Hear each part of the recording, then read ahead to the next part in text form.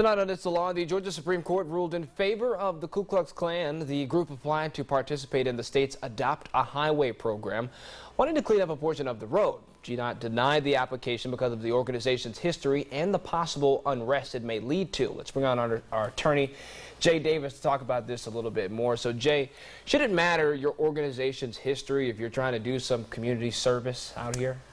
Well, most of the time we go with free speech. So organizations that are clearly established, we allow them to do things. There's a lot, there's usually not much controversy around an NAACP, but Black Panthers sometimes steers a general similar type of mixed messaging.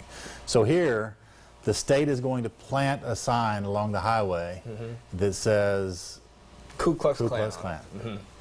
So that's where it comes. The state's wondering what's happening with that. So does GDOT have a point then to say we want to deny your application, even though they want to do something quote unquote good for their community or their area of their Well, the lawsuit by the Ku Klux Klan is going to be based on freedom of speech. Do they have the same right as anybody else? Do they have the same right as a civic organization, which they would call themselves, to go and to participate in this program, which is designed for organizations like this? And the truth is legally we don't really know, because the reason the Ku Klux Klan won in this case wasn't because it was reached as a decision based on is it right or is it not right. They won because the state didn't file their appeal correctly. So that sort of still leaves it up in the air. Could the state have denied it? The judge made the decision that it's free speech and they're going to go forward with these things and allow the Ku Klux Klan to make their claims.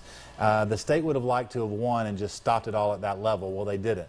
So it's actually going to go forward, and eventually we'll just have to stay tuned to see if how this thing winds up. And your lawyer, if you could predict the future, what do you see happening with all this? If I could predict the future, I would say probably they're going to shut down the Ku Klux Klan.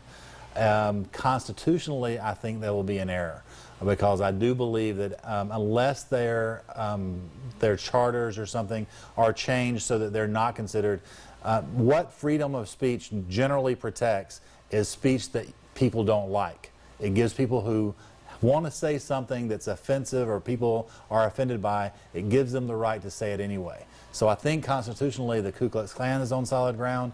I think realistically the state's still got a little edge. All right, Jay, thanks so much. And as always, we want to hear your legal questions. If you have any, you can email us at itsthelaw@41nbc.com. We'll try to answer it during our It's the Law segment each Wednesday during the news at 6. When we come back, Tucker's here with sports. Stay with us.